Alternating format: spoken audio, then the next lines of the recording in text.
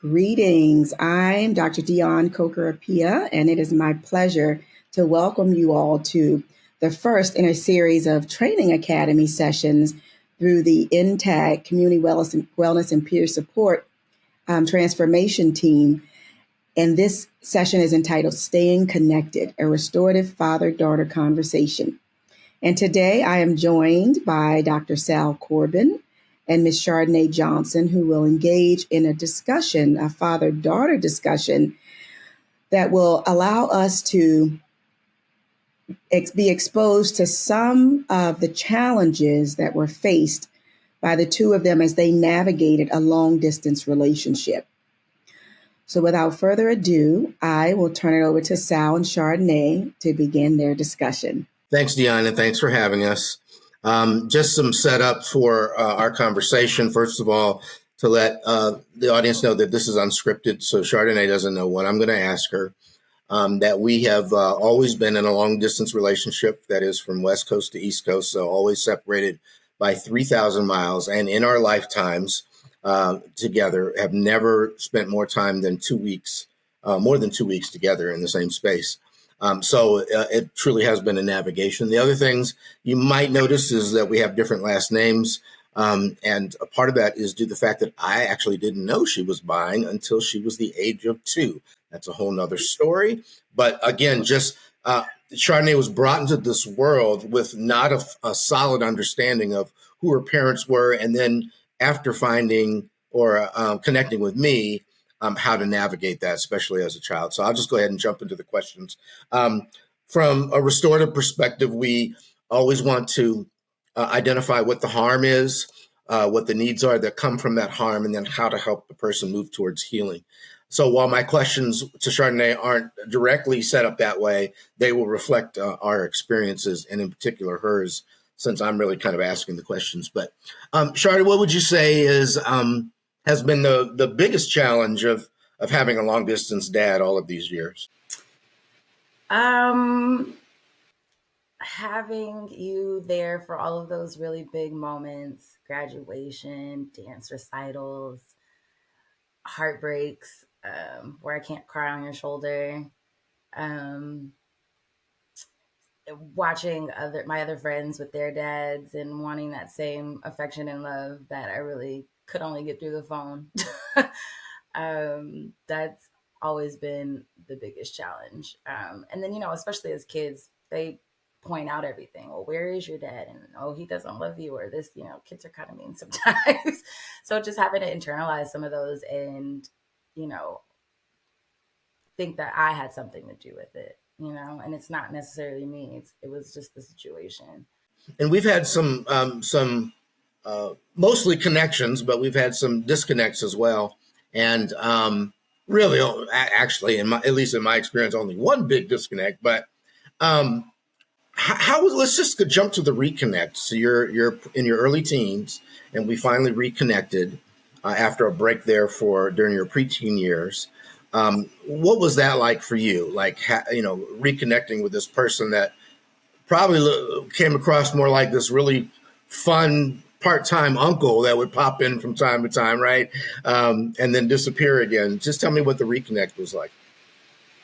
I was very apprehensive. I was fearful because I didn't know what it could be or grow to. It felt like I needed to be connected to you in some way. I just didn't know what that relationship was supposed to look like.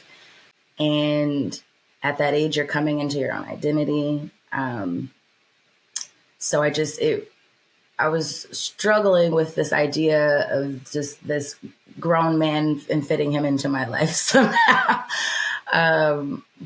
It was hard not to remind myself that you were absent. I think I was so very focused on the anger and the hurt, and didn't really have any resolve for that or understanding.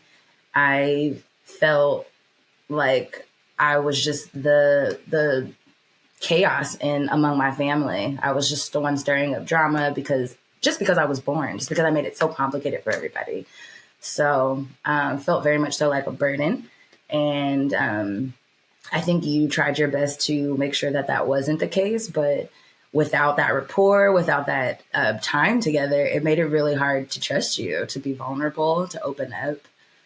So how would you say that was achieved, assuming we have that now? Where did that come in? Where did the trust start to kick in? I think your consistency. I think despite my rude teenager's ways, despite me trying to push you away or throw jabs at you, that you still remain consistent. You were always empathetic and provided the space of trying to understand where I come from. You always tried to empower me in some way. That was very different from a lot of the other adults in my life, even if it meant like, oh, just speak your mind, you can cuss a little. Or just, you provided a space for me that was very different than any other adult in my life. And that made me want to seek it out more. Yeah. Now for the audience, her mom. Well, actually, I should let Chardonnay say what her mom was going through. But you wrote a very scathing email letter to both of us that really expressed your hurt and basically told us what you thought. Now, I understood that directed towards me just on the long distance alone. Like that alone was enough for you to be angry at. So I didn't really have much of a reaction to the email itself. I know your mom did, but maybe you could talk a little bit about that. Sure. I'm not surprised that you remember that at all. So I was going through a period of my life. I want to say, I don't remember if that was late high school or I was just starting college, but either way, I decided to write a screw you letter to both my parents. And I use this all the time, actually, with the kids I work with now. I said, just write it out, like get it out, write everything bad you ever thought of, ever wanted to say. And you don't even have to send it, but at least you get it out. And I did. I wrote a letter to you. I wrote a letter to my mom, and I sat on it for a while. And I don't know, one day I just decided I'm giving it to him. I'm just going to send it. And I'm actually really, really happy that I did. It was very releasing. I gave it to you guys without any hopes of how your reactions would be. I had to give it to you without expecting any change or reaction, or, I wasn't doing it to hang it over your head and say, this is what you need to do. It was more like, this is how I feel, take it or leave it. You can decide to participate in my life however you want to after that. And I think both you and my mom responded really well to it. You took accountability. You were very apologetic. I think you were able to see my hurt from a different perspective than just talking about it. And I don't know, it was really healing. I know it hurt. My mom cried talking to me about it. So I know it hurt, but oh my gosh, what a help it did for both of our relationships. Yeah. Now, speaking of your mom, she passed, I think, a year and a half, 2 years ago now. It'll be almost 2 years, yeah. Almost 2 years, and I know that was certainly an adjustment for you. But I felt, at least what I've been present to, that you've handled that actually quite well. And I thought it was just going to, pull the rug out from under your feet. You want to talk a little bit about that, and then because I think that event actually brought us closer in ways that I wasn't necessarily expecting. So true. My relationship with my mom's always been difficult. I ran away from home when I was in 4th grade, so I didn't really necessarily grow up with her either. But taking care of her into her death really changed a lot of my hurt and pain with her. It resolved a lot, and it left me in this space of there is no other connection in love, pure love, that you can get that you can't get from your parents. Like there's just a special connection that you can only get with your parents. And after losing my mom, I very quickly realized that like there was just a piece of me missing, that I would never be able to have that back unless I have my own family. And in doing that definitely made me value you and our relationship more. I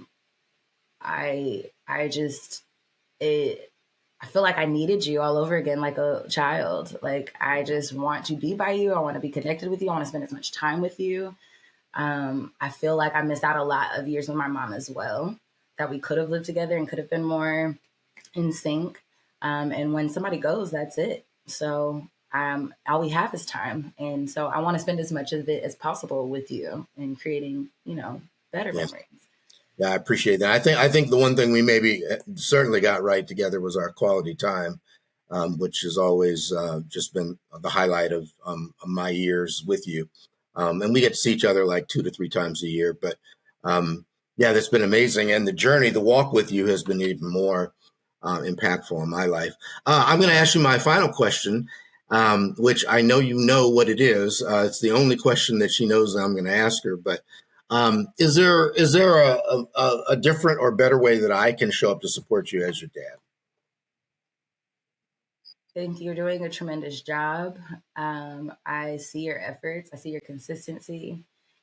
I love that you call me out on stuff and keep me on my toes. If I'm pulling away, if I'm showing up, if I'm not, I think that is really helpful communication. I would love to have more of that. I would love to see you more, of course, if we were only could get to each other quicker. But no, I love and appreciate everything that you do and how you show up for me. Well, how you've turned out is for me is just amazing, and pride wouldn't be the right term to capture it, but just you evolved into this beautiful young woman despite these obstacles, right, in your past, and so I'm honored to be part of that journey with you. Wonderful. Sal and Chardonnay, thank you so much for allowing us to observe this small aspect of your lived experience. I found it to be very powerful, meaningful, thoughtful, and authentic. And I really appreciate you both. And we look forward to where this restorative parenting process takes us and how it impacts lives. So thank you so much again. We really appreciate you joining us today.